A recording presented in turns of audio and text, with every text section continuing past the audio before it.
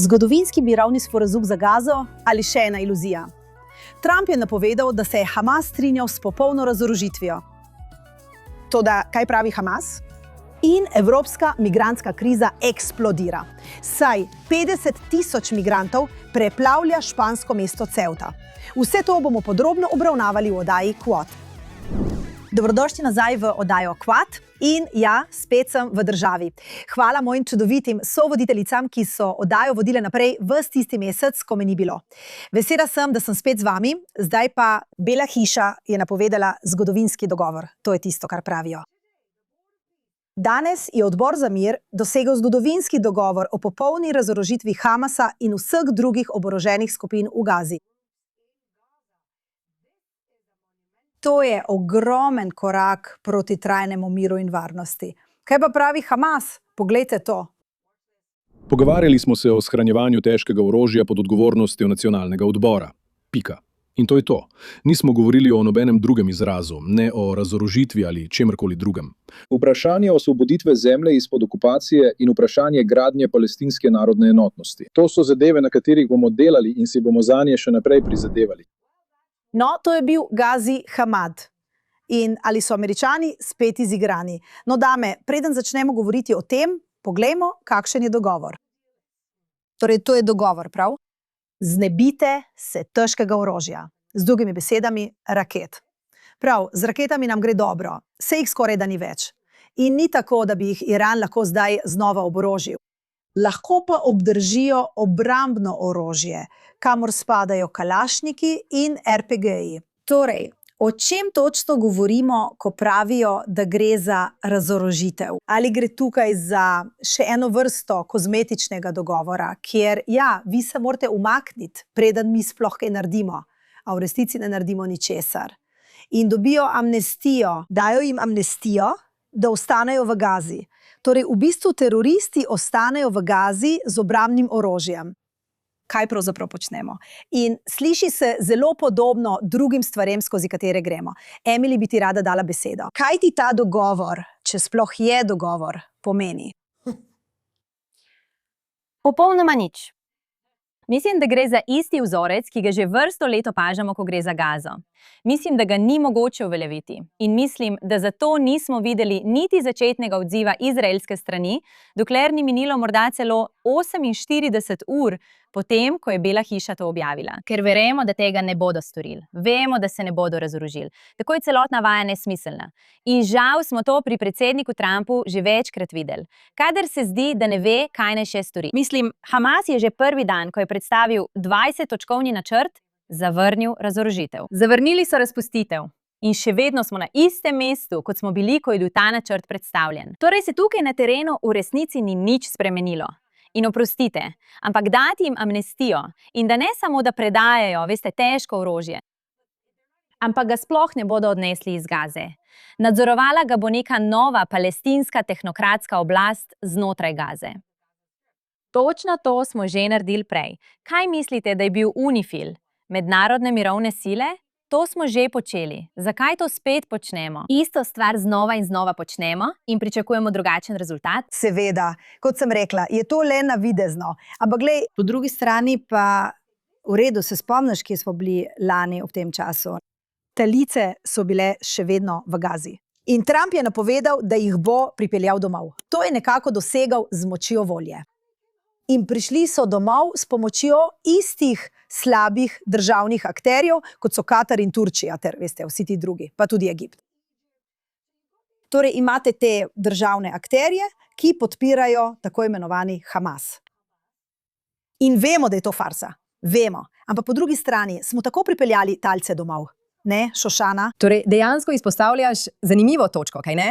Torej, Emily pravi, da smo to pravkar naredili. Kakšna je razlika? Ja. Ima prav. Ja, to, kar praviš, je res. Hamas se ne bo spremenil. Ampak ljudje, ki oborožujejo Hamas in ljudje, ki financirajo Hamas, če jim odrežemo dostop, potem Hamas nima ničesar. Torej, to je morda tista stvar, ki se spremeni, kaj ne? To je morda dejanska spremenljivka, ki jo lahko spremeniš in bi nam lahko prinesla drugačen rezultat pri isti stvari. Ja, to bi lahko bilo, kaj ne? Če pogledaš šahovnico, veš, nimaš samo napadalcev. Moraš razmišljati tudi o tem, kdo je zadaj in kdo jih podpira. In na koncu dneva je kmet le kmet, če ga ne podpirajo druge figure. In to, kar lahko naredijo. In če nekdo igra večjo igro in razmišlja o tem, kdo lahko oboroži Hamas, kdo jim lahko pomaga in jih odstrani iz igre, potem je lahko rezultat povsem drugačen. Točno tako. Mislim, da je problem. Nadaljuj, Emily. Hotela sem samo reči, mislim, da je tukaj problem. Strinjam se s tabo, Šošana. Zelo se strinjam s tabo. Vendar pa se tudi ne ukvarjamo z osebo, ki stoji za Hamasom. In to je Islamska republika Iran. Zdaj vem, da se tudi glede tega malo prepiramo, ampak gre za isto stvar. Mislim, vsaj zaenkrat, glede na to, kar vemo zdaj. Predsednik Trump ne ukrepa, da bi jih poklical na odgovornost. In tudi mednarodna skupnost ne. In zato ne moremo pričakovati, da se bo karkoli spremenilo pri Hutijih, pri Hamasu, pri islamskem džihadu, pri Hezbolahu, pri IRGC, dokler nismo pripravljeni, da se s tem dejansko soočimo. Ne moremo imeti obojega. Slej ko prej se bomo morali neposredno soočiti z enim ali drugim. Točno tako. In tudi, če so oslabljeni, in tudi, če so trenutno preveč zaposleni z lastno vojno, da bi oboroževali Hamas, je moj problem, kdo so ti, kdo so te države. Imamo Turčijo, vsi vemo, da so zdaj postali podaljšana roka muslimanske bratovščine v NATO. Njihova ambicija je obnoviti Osmansko cesarstvo. Katar, vsi vemo, da so vir financiranja tega strupa. Egipt imajo svoje lastne težave. Zgradili so 6 zidov, da bi se ločili od Hamasa in Gaze. Če so to ljudje, ki pritiskajo na Hamas, v redu. Talce smo spravili domov, to je ogromno. Kaj ne? Ampak te ljudje niso prav posebej zainteresirani, da bi zagotovili, da muslimanska bratovščina umre v Gazi, kaj ne? Ampak potem, ko to rečemo, mogoče, tako kot ste rekli za šahovsko tablo, če na to gledamo kot na stebrni sistem, še posebej zdaj, glede na to, kaj se dogaja v Iranu in s čim se je treba soočiti pri IRGC. Hamas je nekako postal manjše zlo v večjem bazenu zla. Ker se morate trenutno ukvarjati s samim kraljem in vsi spadajo pod to. Tako da mislim, da če se izkaže, da gre za civilno zadevo, kjer ljudje v resnici ne vedo, kaj se dogaja, ampak so bili zmanipulirani, če se tega lotite neposredno, tako da udarite pri vrhu, kjer se začne gniloba in se razkrije še vse ostalo, je to morda taktika. Ne vem. Ampak upam, če gledam na to na ta način, da nas obdaja toliko zla. Ampak mislim tudi, da trenutno na mednarodnem področju obstaja eno zlo, ki hrani vsak posamezen del. Torej, vemo, da je to glava kače. In vemo, da je Hamas zagotovo oslabljen. In jaz to vidim takole. Prihaja še ena zima. Počutim se kot v Igri prestolov. Zima prihaja. Mi smo dobesedno. Igra prestolov. Smo kot Igra prestolov brez zmajev. In imamo nekaj ljudi, ki bi dejansko dobro opravili delo za zmaji. Ampak smo v Igri prestolov in ne morejo pustiti milijona ljudi, da še eno zimo živijo v šatorih. Tako jaz to vidim. In želijo pripeljati denar za obnovo, vendar obnove ne morejo prepustiti Hamasu. Zato morajo na videzu prikazati, da Hamas ni več na oblasti. Tako jaz to vidim. Vidim, da je to bistvo. Moramo pripeljati denar tja. Ne moremo pustiti ljudi v šatorih. Opravičujem se, če zvenim omalovažujoče in tega ne mislim žaljivo do prebivalcev Gaze. Ampak zakaj nas skrbijo prebivalci Gaze? Tudi če jih je milijon, ki živijo v šatorih po zimi. Ko pa imate 92 milijonov ljudi, ki živijo pod islamistično, teroristično diktaturo. Ki mimogrede nimajo energije, nimajo vode, nimajo ničesar, kar potrebujejo za osnovno življenje v Iranu. Vse zaradi režima v državi, ki je bogata z viri, za začetek. Zakaj oni niso pomembni? Ampak milijon ljudi v Gazi pa naenkrat šteje. Seveda Ta dvoličnost glede te teme je res nora. Meni. No, seveda so pomembni. Veš, kar je bilo zame res neverjetno, je bilo to, da je Amerika v zadnjih 2 tednih napadala Iran, ampak Izrael ni bil vpleten. Obljubim ti, potovala sem naokoli. Komaj da je prišla v mednarodne novice, ko Izrael ni bil vpleten. Vem, da vedno pravimo, brez Judov ni novic, ampak meni se to še nikoli ni zdelo bolj očitno. Bila sem v Ameriki in bila sem v Evropi. Prav.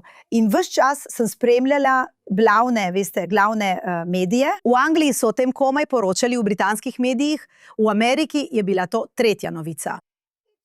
To je popolnoma res. In tako, Emily, kako si lahko mislila, da bo 92 milijonov ljudi, ki jih Izrael trenutno ne napada, dobilo kakršnokoli pozornost v primerjavi z milijonom ljudi, ki so na meji z Izraelom? distopija, v kateri trenutno živimo. In zato to natančno odraža, kaj se dogaja v Islamski republiki Iran. Torej, čez vikend, smo bili vsi pripravljeni. Pripravljeni, da gremo. Pripravljeni za akcijo, oboroženi in pripravljeni, po besedah predsednika Trumpa. Poslušajte, vojaki so bili vpoklicani v rezervno službo v tej državi. Vsi so na trnih, odprli so vsa skupna zaklonišča. Moja hči je morala obiskati prijateljico v Bečfortu. Moj mož je dal v avto joga podlogo, če bi morala ustaviti na poti in leči na tla. Tako živimo, ljudje.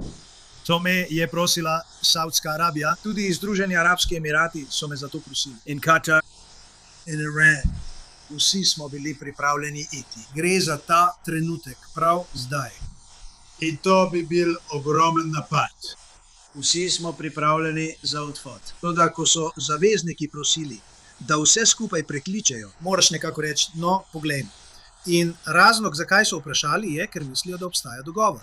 Prav tako jih je zelo močno prosil Iran. Rekli so, radi bi sklenili dogovor. Zdaj, veš, ne vem, kaj pravijo, ker velikokrat mi to rečejo, potem pa nadaljujejo in rečejo, ne vemo, o čem govori. In potem se zjutraj zbudimo, nič od nič. Zakaj? Ker smo očitno spet pri dobrih pogajanjih z režimom, ki se ne more spremeniti, se ne bo spremenil, so škorpijoni. Zdaj, mislim, da tukaj nihče v tej igri ni neumen. Mislim, da se tukaj igra neka igra. In igra je naslednja. Trump mora to zavlačevati do obdobja po vmesnih volitvah.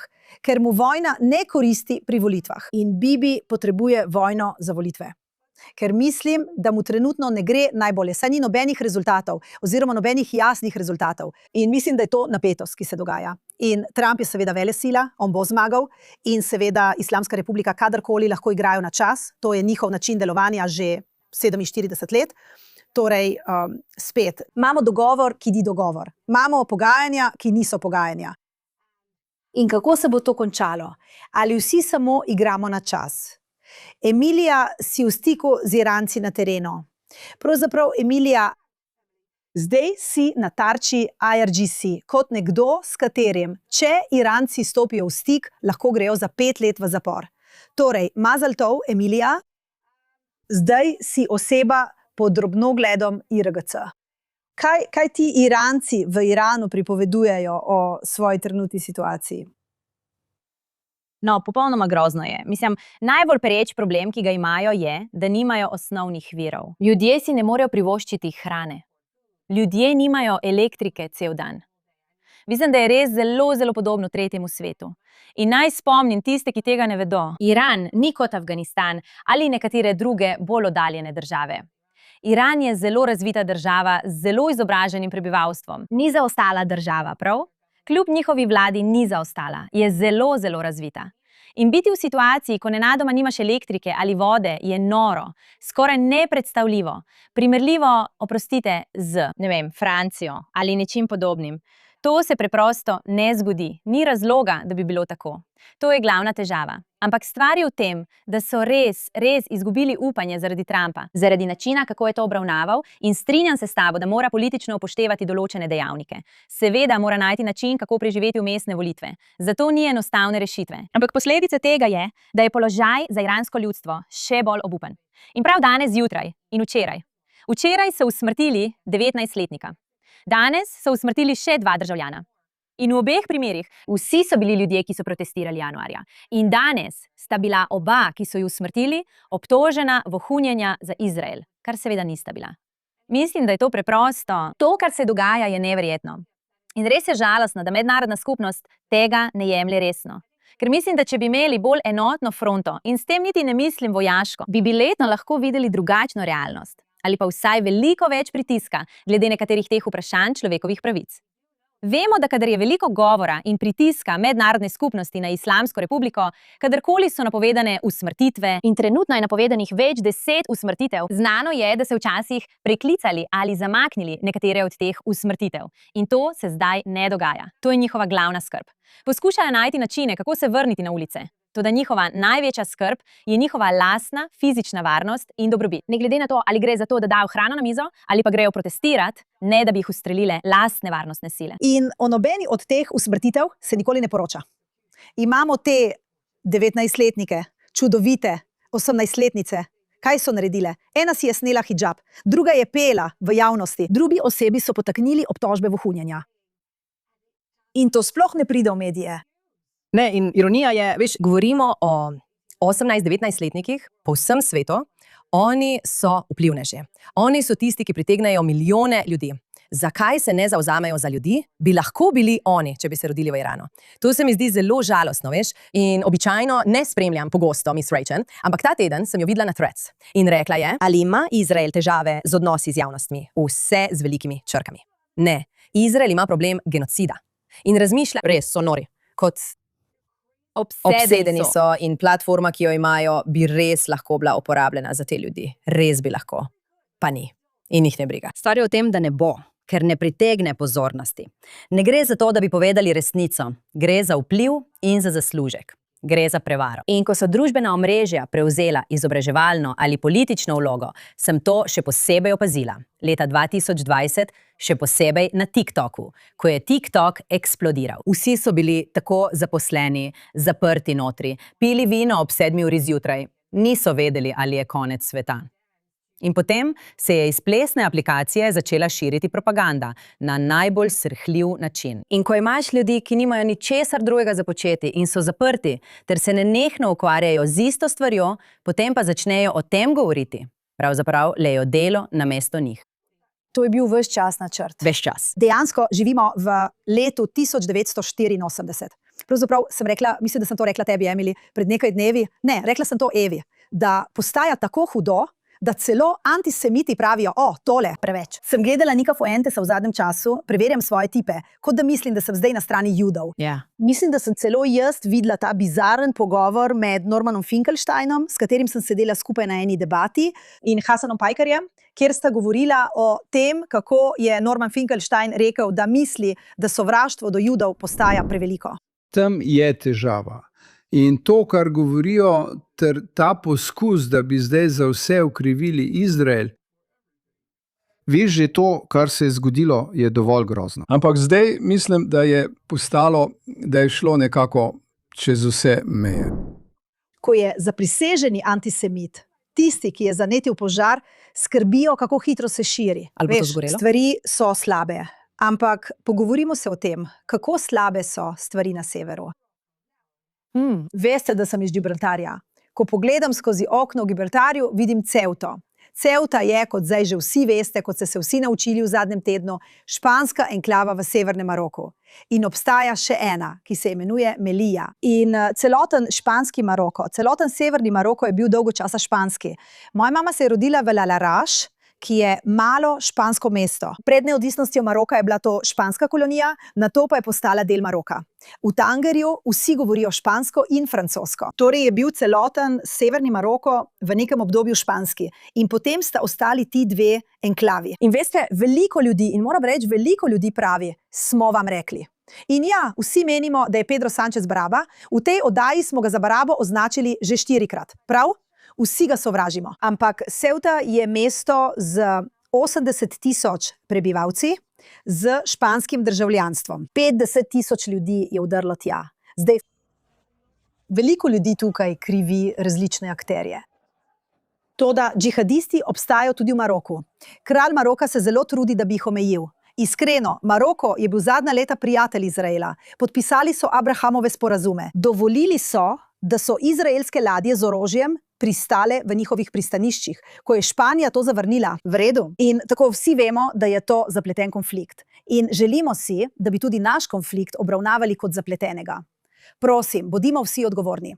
Danny Danon, kako neumno je, da si zdaj začnete delati sovražnike iz polovice prebivalstva v Španiji, če ne še več, ki so dejansko stali ob Izraelu, proti lastni vladi. To, kar se je zgodilo, je bilo noro, je bilo strašljivo in zato so krive španske oblasti, ker so bile šibke in ker so napovedale, da bodo milijonu migrantov podelile amnestijo. In džihadisti so to izkoristili in ustvarili to gibanje, da bi jih potisnili noter. To ni bilo spontano. Nič v zvezi s tem ni bilo spontanega. In kot sem rekla, ja, Evropa zdaj doživlja to, pred čimer smo jih opozarjali, ampak mi je izjemno žal za ljudi, ki so to rekli zaradi tega, kar se je zgodilo.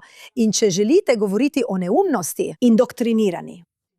Si videla tisto dekle, ki je stala tam? Samo poglej to. To je res noro. Ta mlada ženska stoji na predrti meji, slika, snema video in govori: Dobrodošli migranti, dobrodošli. Migranti. Ja. Ni je bilo videti že 24 ur. Torej ja, samomorilna empatija, Bog je žalosten, to je klasičen primer. Njena družina ni slišala na njen telefon se nihče ne oglaša.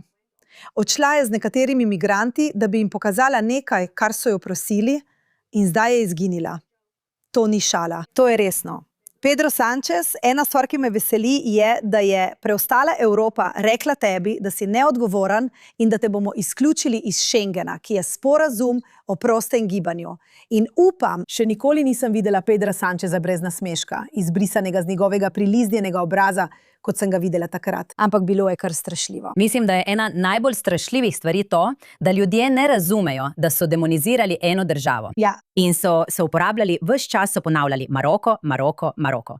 Ni bila niansirana razprava, kjer bi rekli, da bi to lahko bila vstopna točka. Ampak, kot si rekla, gre za džihadiste. Obstaja tako velika ločnica pri ljudeh, ki tudi ne razumejo Afrike. In zato nikoli ne bom uvrstila Maroka tja. Severni Afričani, Maroko ni del tega. Alžirija, Libija, oni se ne štejejo za Afričane. Ne štejejo se. Se ne štejejo za Afričane. Veliko jih je zelo, zelo, zelo radikaliziranih. Sem rasistka. In izjemno rasistka. Ja. Ko bi me kdo vprašal, kam drugam na celini sem šla, nimam nobene želje iti na določene kraje. Še posebej tiste, ker ti povedo točno, kdo si. Zanje sem jaz kroglica. Zanje sem sužnja. Povejo ti točno, kdo mislijo, da si. Zanje sem pes. Sem nič. Tako da misliti, da bi se takšna miselnost zdaj lahko uporabila in da bi demonizirali eno državo zaradi vstopne točke, je neodgovorno. Preprosto žalostno je, ker veš, to je zapletena situacija. In zadnja stvar, ki jo želim videti, in to je razlog. Izrael, opažam, da nimamo prefinjenega diplomatskega etosa. Veš, to se je zgodilo, sploh ne, nič nima z nami. Ja, seveda krivijo nas. Ti bedaki nas vedno krivijo. Ampak ne začnimo si delati še več sovražnikov, kot jih že imamo. To je vse, kar pravim. Ne vem, mislim, da je dejstvo, kot si rekla, zelo zapleteno. Zagotovo se nisem dobro počutila, ko sem gledala tiste posnetke, gledala sem jih z grozo in razmišljala, o moj bog, ti ubogi ljudje, ker na vseh straneh mimogrede, ker jim verjetno rečejo, pejte, odprli so meje, lahko bomo imeli odlično. In potem naletijo na, veste, in potem jih vidijo, kako ropajo. Ropajo in posiljujejo. Nihče o tem ni govoril. Posiljevali so, prav? Ker to se dogaja v takšnih situacijah. Sreča tukaj je, da morajo dobiti še eno ladjo, ker morajo do celinske Evrope še čez drugo celino. Zdaj španske oblasti pravijo, da so se vrnili. Večina ne verjame temu. To je res, mislim, Emilija, da to ni res. kako si rekla? Vidiš to? Ne verjamem jim. Vidim obe strani. Res vidim, kot da, ne vem, če je primerno, da to prihaja od Denisa Dona, ampak razumem tudi argument proti Španiji. Po mojem to sicer ni značilno samo za Španijo. Mislim, da to počne cela Evropa. To je oblika samomora. Sami so si krivi. To počnejo sami sebi. In žalostno je za ljudi, ki vidijo, kaj se dogaja, za Evropejce, ki zaradi tega trpijo. Veš, to je bila zelo dobro organizirana kampanja. Preko Facebooka, ogromnih Facebook skupin, ki so poskušale, še ne vemo, kdo točno ali katere skupine so stale za temi skupinami, ampak v njih je bilo na 100.000 ljudi. Ampak kar se mi zdi zelo, zelo povedno glede cele te situacije je to, da nisem videla niti enega videa, niti ene fotografije, niti enega posnetka, niti enega poročila, niti enega citata, ničesar od kogarkoli, ki ne bi bil moški vojaške starosti. Vem. In če bežiš iz države, ker želiš boljše življenje, tega ne narediš pri 22 letih kot mlad moški, brez družine in s 5.000 drugimi vrstniki. To ni normalen vzorec migracije. In še naprej iščemo izgovore za to, še posebej v Evropi. Zakaj milijoni in milijoni muslimanskih moških vojaške starosti priseljujejo v te države kot begunci? Medtem pa so ženske in otroci prepuščeni peklu, iz katerega so pogosto prišli. Ja, tudi jaz bi rada Tako rekla, da da je to absurdno. Ja, in isto se dogaja v Združenem kraljestvu z vsemi temi čolni, ki prihajajo, vsi so moški, Vsi so mladi moški. Želela sem tudi povedati, da sem želela opozoriti na dejstvo, da je bilo za veliko ljudi, predvsem za Izraelce, to zelo travmatično, ker jih je spomnilo na 7. oktober. Da, Za veliko ljudi je bilo to zelo travmatično. Ja. Slišati in videti te množice, ki prihajajo in medtem kričijo Allahu Akbar, je pri veliko ljudeh sprožilo travmatičen odziv. seveda, bilo je. Mislim, te travme nikoli ne bomo preboleli. In na to temo žal vsak teden. In zdi se, da se zbirajo. Imamo zelo priljubljen segment Baraba tedna. Prav, Emily, začnimo s tabo. Kdo je tvoja Baraba ta teden? No, če nadaljujem našo prejšnjo temo, je moja baraba tedna Javier Bardem, igralec. Ja, je nevzdržen glede vprašanja Izraela, ampak zdi se, da je v zadnjem času nevzdržen tudi glede skoraj vsega drugega. Kakorkoli, delil je objav o tej celotni zmedi v Severni Afriki, Severnem Maroku. Trdil je, da je zatem Izrael in da gre za zaroto. Ker očitno misli, da mladi muslimanski moški v arabskem svetu poslušajo, kaj jim Izrael naroči. Kar? To je nekaj novega, celo za Javierja Bardema. Ampak v redu, seveda, ja. Ker radi pošiljamo milijarde ljudi v Evropo, kjer nas že tako ali tako ne marajo, da nas bo še več ljudi ne maralo. Mislim, da to nima nobene logike. Ampak seveda, to se je neskončno ponavljalo na družbenih omrežjih. Ne samo pri Javierju Bardemu, ampak tudi moja najboljša prijateljica na svetu, Ana Kasparjan, ki že kar nekaj časa širi sovraštvo do Judov s svojimi teorijami zarote. In tokrat ni bilo nič drugače. Objavila je nekaj v smislu, da se ljudje začenjajo prebujati kot odziv na nekoga, ki je obtožil Izrael, da je organiziral celotno zmedo. To je smešno. Vsi ste patetični, vsi ste poraženci in ste tudi moji izmečki tedna. Zelo, zelo dobro ti odgovori. In spet ta Javier Bardem ga res ne prenesem. Ta tip hodi naokoli kot klovn s kefijo. Veš, in za vse krivi Izrael. To je prvi znak, da je nekaj narobe. Ti, kadar je vse v življenju, kot da bi Bog rekel, to je že drugič, da danes citiram Boga, ampak kadar je vse tako, on temu pravi 6 stopenj do žida. Za vse na svetu se lahko krivi. Zročni koraki do Židov. Tam si ti, Javier Bardem.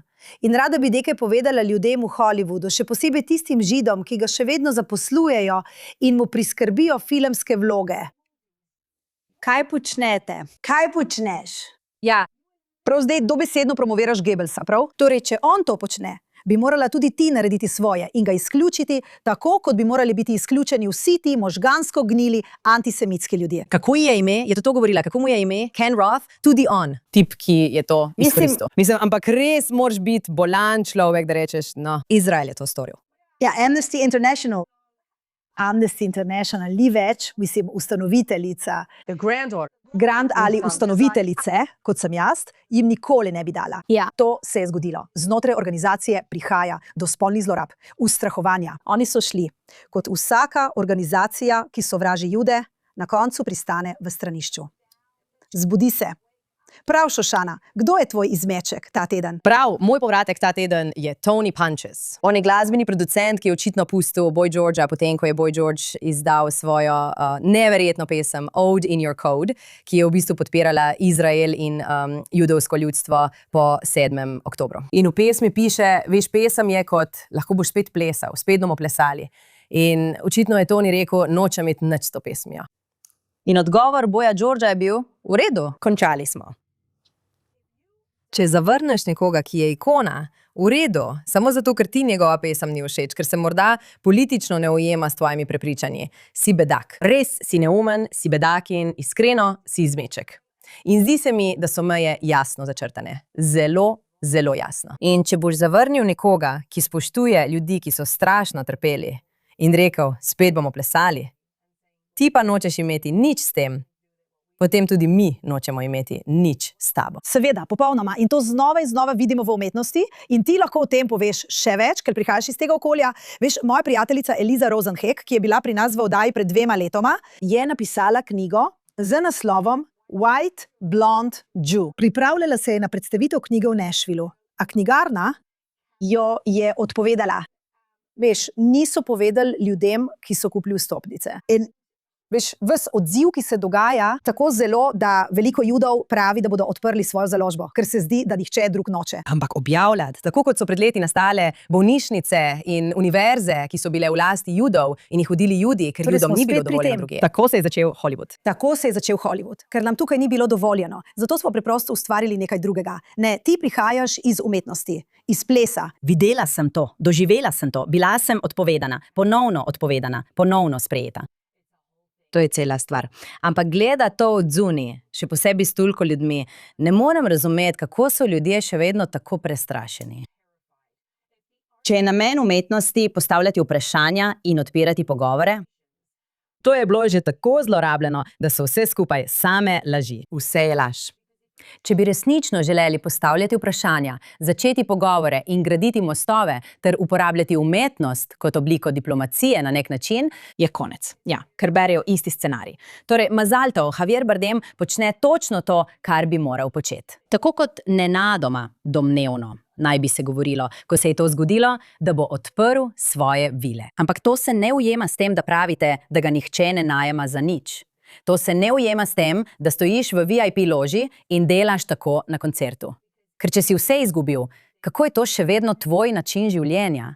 To nima smisla. To nima smisla, ker so vse to laži. To je samo maškarada. Veš, pravzaprav sem danes zjutraj prebrala na BBC-u, verjela ali ne, da Massive Attack, ta skupina iz 80. in 90. let, Ko se jih spomnim, Singapur, dvignili so palestinsko zastavo in v Singapurju tam ni pogajanj, ni nobenih izgovorov ali pregovarjanja. Ne smeš. Nezakonito je razgrniti tujo zastavo v državi, mimogrede. Vsaka država bi morala imeti tak zakon. Tudi za ega imajo. Aretirali so jih, vzeli so jim potne liste, preiskovali so jih ure in ure. In oni so rekli, to smo naredili samo zato, da pokažemo solidarnost. Veš kaj, ne povsod po svetu imajo enake svoboščine, kot si vi, razvajeni zahodnjaki, mislite, da jih ima vsak. Imajo celo pravila glede žvečenja žvečilnega gumija v javnosti. Točno tako. Mislim, v kraju, kjer imajo pravila o metanju, metanje žvečilnega gumija na tla, te lahko spravi v zapor. V tistem kraju, mislim, da je celo biti gej še vedno prepovedano. Ne moreš pokazati svoje male zastave za svobodno Palestino. Prav, kakorkoli, prav. Valerija, kdo je tvoj baraba ta teden? nekdo iz zabavne industrije. Rez. Ta je dobra. Oglej si tole. Ne, mislim, da je upanje tisto, kar moramo imeti. Mislim, da je pomembno, da imamo jasno zavedanje, kaj želimo početi s svojim časom. Kako v vsakem trenutku ustvarjamo okolje, ki je sprejemajoče in ljubeče, ter bolj usmerjeno k človeški naravi v vsakem trenutku. In včasih je to res težko, ker se včasih zunaj v svetu dogajajo čudne stvari in je tako, ali bom kaj rekla o tem, ali bom ustala in poskušala ta trenutek usmeriti k človeški naravi. To počnejo res pogumni ljudje. Greta Thunberg to počne. Premisliti bi morale, kako želimo v teh trenutkih svoje okolje usmerjati k človeški naravi. Tako v tem posnetku nadaljuje in v bistvu postavi Greto Thunberg na piedestal. Pravkar je izdala nov album. Njena glasba v bistvu vse poziva, naj gredo skozi nekakšno šamansko, duhovno bla bla bla. Oprosti. Resnično mislim, da ne morem poslušati nekoga, katerega oče okoli hodi in tepe ljudi, mama pa spi z bratovim bratom. In o tem odprto govorijo pred kamero. Prijatelj. Mama spi z bratovim prijateljem in vse je javno. Kaj lahko svetu ponudiš glede morale? In ljudje bodo poslušali tega otroka in rekli, imaš prav. Greta Thunberg bi morala biti na piedestalu. Res ima ogromen vpliv. Ona je mesija. Ampak veš, te otroci so bili vsi šolani doma. Prav, njen brat po drugi strani je bil pravzaprav kar pogumen. Spomnim se, mislim, da je bilo to pred enim letom, nekdo ga je preganjal po cesti, svobodna Palestina, svobodna Palestina. In on reče, svoboda za vse, svobodna ljubezen, da nasedajo tem neumnostim. Kaj lahko storiš? Kaj lahko storiš? Prav, moj baraba ta teden gremo od pritlehtega k še bolj pritlehnemu. Je bedak po imenu Austin Franco. Mislim, da smo o njem govorili prejšnji teden. Je študent na Univerzi Cornell, ki se je v bistvu prijavil za službo ali pa se je prijavljal za službo, ko je izvedel, da so lastniki Judije, je rekel, ne želim delati za Jude. Bil je ponosen na to je tudi javno povedal in ta bedak je vztrajal pri svojem. Bil je pri Piersu Morganu. In zdaj veš, pri Piersu Morganu smo že vajeni, da je glede Izraela težaven in pristranski. Ampak v tem primeru Tukaj sem s Piersom Morganom. Poglej, kaj se je zgodilo. Imel sem dovolj neprijetnih izkušenj, da nisem več želel biti v njihovi družbi. To je pač moja osebna izbira in mislim, da s tem ni nič narobe. Veš, če bi imel težave z Azijci ali palčki, recimo, da si v družbi 10 palčkov in vsi so zelo nesramni do tebe, stopajo ti na noge. Prav, rekel boš, v redu, nočem biti več v vaši družbi. In če je tvoj šef slučajno pavček, boš rekel, poslušaj, nočem delati zate, ker si pavček. Pravzaprav, če dovoliš, da povem, kar si pravkar rekel, je še bolj smešno, kaj ne? Mislim, kaj ima to sploh opraviti z...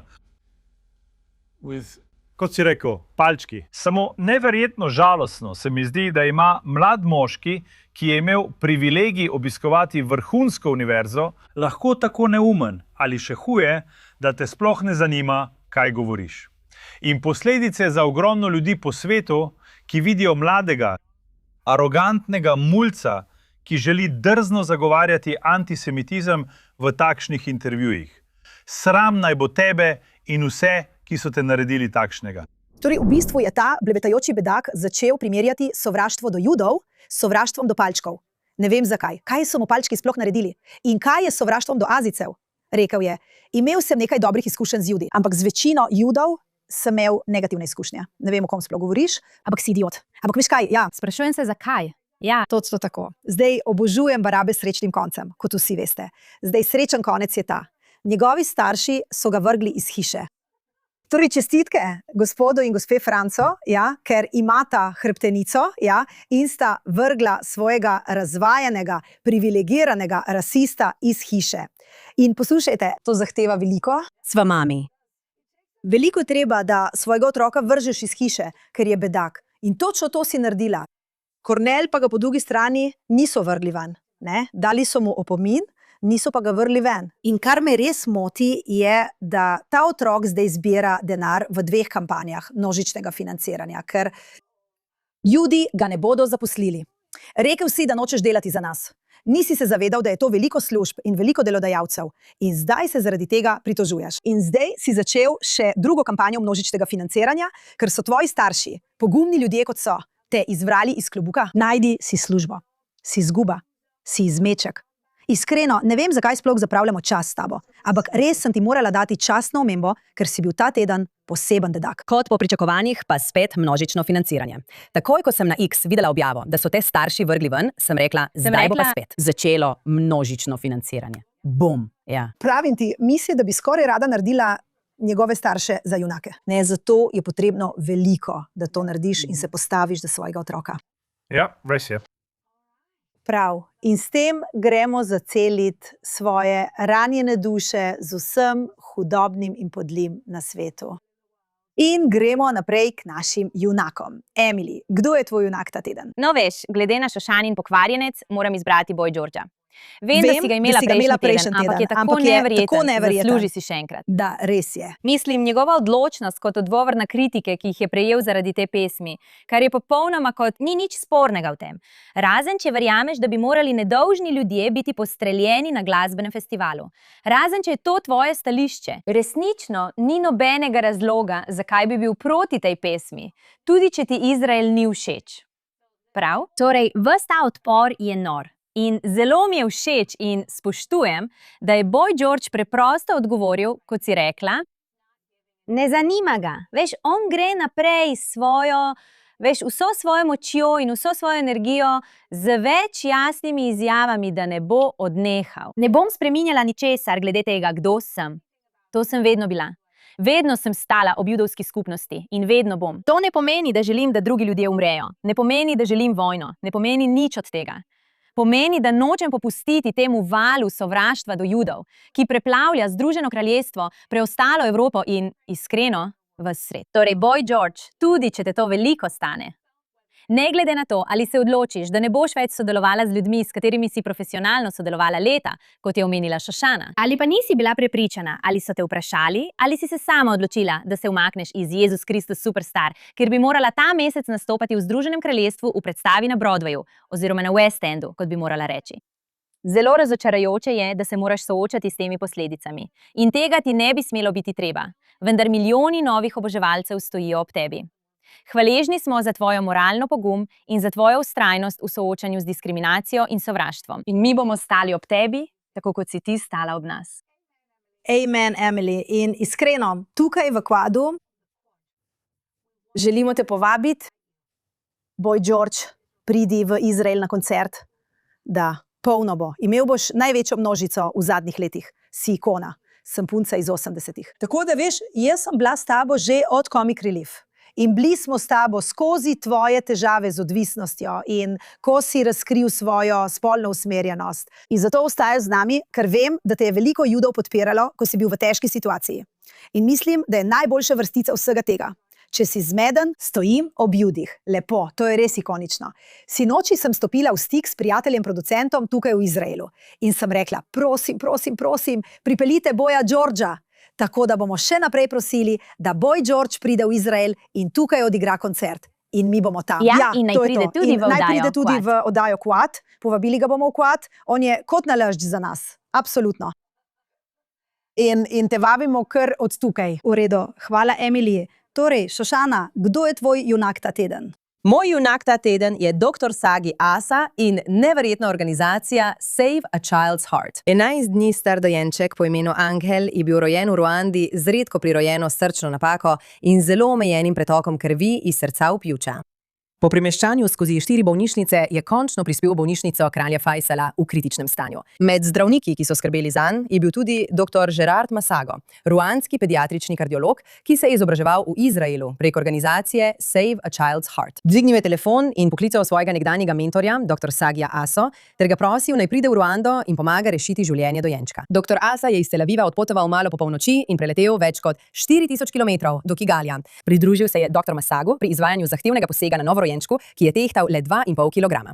In še isti dan se je vrnil v Izrael. Že več kot 30 let. Organizacija Save a Child's Heart tiho spreminja življenja po vsem svetu. Vse od leta 95. Organizacija je rešila življenja več kot 8000 otrok iz 75 držav. Hkrati pa usposabljala zdravnike iz držav v razvoju, da se lahko vrnejo domov in skrbijo za naslednjo generacijo. To je Izrael, ko nihče ne gleda. Država, katere zdravniki se sredi noči ukrcajo na letalo, da bi rešili 11 dni starega dojenčka. Država, ki deli svoje znanje, da lahko tudi druge države skrbijo za svoje otroke. Država, ki uspeh meri ne le po življenjih, ki jih reši danes, ampak tudi po zdravnikih, ki jih izobrazi, da bodo reševali življenja jutri. Te zgodbe redko pridejo na naslovnice, a povedo več o Izraelu, kot bi lahko 1000 naslovov. In zato sta dr. Sagi Asam in organizacija Save a Child's Heart moja junaka tega tedna. No, Šošana, to je res izjemno vreden junak in pravzaprav smo tukaj v JNS intervjuvali enega od trenutnih pediatričnih kardiologov, ki so zdaj tukaj v Izraelu, se usposabljajo, da se bodo lahko vrnili v Zambijo in svoji skupnosti nudili zdravljenje, ki rešuje življenja. To usposabljanje dobiva tukaj. Tako da, veste, mi to organizacijo res podpiramo. Torej, dr. Asa je dejansko rekel, moja naloga kot mentorja je, da ti pomagam stati na lastnih nogah. Seveda, ampak če me pokličeš, bom tam. In to je res neverjetno. Kot mama, moja hči je imela otroka, moja mama, moj bog, moja hči je imela srčno napako kot dojenček. Wow. In zdravniki, ki so bili tam, so jo rešili. O moj bog. Imam posebno šibko točko za zdravnike, ki se usposabljajo za delo z drobcenimi dojenčki in njihovimi drobnimi srčki, da bi skrbeli zanje, ker brez njih bi bilo veliko mater v žalovanju. Absolutno. In naj vam povem še nekaj, česar ljudje ne vidijo. Sprejemamo tudi ogromno otrok iz sosednjih arabskih držav, vključno s tistimi, ki še vedno pravijo, da smo sovražniki. In tudi otroke iz Gaze, Judeje, Samarije, Jordanije in od vse povsod. Tega nikoli ne boste našli v novicah, ampak to je izraelski etos, reševanje življenj. In si prizadevamo za boljšo prihodnost, kjer ni nenavadno sprejeti sovražnike, jih vseeno zdraviti in reševati njihova življenja. In da bodo njihovi starši dovolj hvaležni, da ne bodo vzeli istega otroka, mu nekaj privezali okoli telesa in mu pomagali ubiti množico ljudi. Živimo za ta dan. Amen. Amen. Bellamy, kdo je tvoj junak, draga? Moj junak. Ne samo haredi, ampak tudi verska skupnost. In zelo previdno bom izbirala besede, ko to rečem. V redu, pred nekaj tedni smo imeli šabat in opazili, da je bila kavarna odprta in da je bilo spodaj veliko hrupa. Bila sem pri prijateljih za šabat, pogledali smo ven in to je v nekem centru, stanovanjski center tukaj v Jeruzalemu. In ko smo prvič videli, kaj se dogaja, smo se vsi pogledali in si rekli, to ni v redu, ne bi se smeli tako obnašati. To je prepovedano. Zakaj? Zakaj se to dogaja? In imela sem prijateljico, ki je šla dol, da bi ugotovila, kaj se dogaja. Pogovor je bil spet takšen.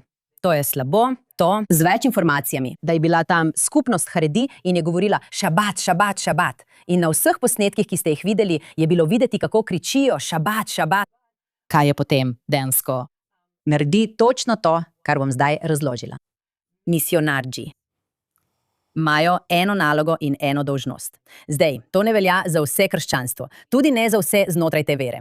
Prihajam iz krščanske vere, preden sem postala judinja. Imam zelo jasno razumevanje, kaj je prav, ko ne uporabljaš prisile in resnično prihajaš iz ljubezni, kjer bi morali biti sposobni sobivati.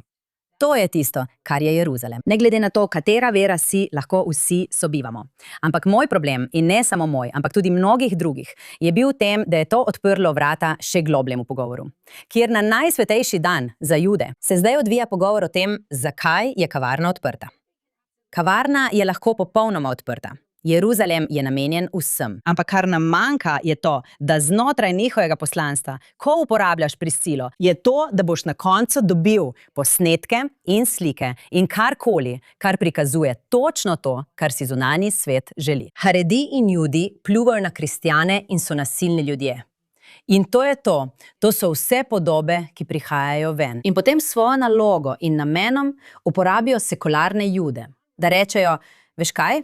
Zdaj bomo prišli in vas podprli, ker takšnega vedenja ne podpiramo. Razumem, bil je kavarna, ki je opravljala Obstaja kavarna, ki je misijonsko odprta delo. in to je prisila, ker gre v resnici za misijonsko delo. Aha, v redu, misionarji. nisem razumela. So misionarji in to je odprto je na šabat. Spet, nimam s tem nobenih težav, ampak potem sproži povsem drugačen pogovor o tistih ljudeh, ki so verni, o soseski, v kateri so verni, ker je potem skoraj kot da je to namenoma, da se zgodi prav to. Ampak spet, to je pogovor, ki je veliko globlji. Ampak želela sem jasno povedati, da imamo prijatelje kristjane po vsem svetu. Kristjani živijo tukaj. Kristjani imajo dom v Izraelu. To je dom za vse vere in tudi za tiste, ki niso verni. Ampak moramo biti zelo previdni glede prisile, ki jo uporabljajo določeni ljudje, strani določenih skupin ljudi. In vsi jih imamo. V vsaki skupini imamo skrajneže. To pa je nekaj, kar se uporablja kot zelo prisilno sredstvo. In to smo že večkrat videli. In preden se zaveš, se Judje začnejo umikati in pravijo, ne, zdaj nas vsi vidijo kot eno skupino. In mal po mal, nenadoma se znajdeš v situaciji, in to smo že videli na afriški celini, dolgo preden so jo kolonizirali Arabci. Potem je prišlo krščanstvo. In preden se kot Jud zaveš, potrka na tvoja vrata in slišiš, ali poznate našega Gospoda Jezusa Kristusa. Oziroma, ste že slišali zanj? To smo že večkrat videli. In to samo pomeni, da je osvetlilo nekaj, kar je veliko globje, kot si običajno priznamo ali pa potisnemo na stran. Da bo vsem jasno, misionarsko delovanje v tej državi je nezakonito. In vsakogar, ki to poskuša, lahko izženejo. Ampak resnica je, da je večina evangelijskih kristjanov danes, s katerimi imam tudi sama zelo močne odnose, in ja, specializacija. Torej mora biti jasno, da je to zelo majhna soba. Mađna. In ne predstavlja kristjanov v tej državi, ne predstavlja podpornikov Izraela po vsem svetu, ampak vsekakor, lejte, ne vem, ali lahko rečemo, mislim, da ultraortodoksni niso mislili, da delujejo proti misionizaciji. Samo delali so, če mene vprašate, kot nekdo, ki se je s tem ukvarjal vsak dan svojega življenja, ko sem bila v mestni hiši, samo mislili so, da vodijo kampanjo proti odprti kavarni na šabat. S čimer imam sama težavo, ker, kaj ne rečeš? Vsi. Ampak ja, to so notranji pogovori, ki jih imamo ves čas in prav je, da jih osvetlimo. Svetloba. Najlepša hvala. Samo svetloba. Svetloba, prižgano, v redu.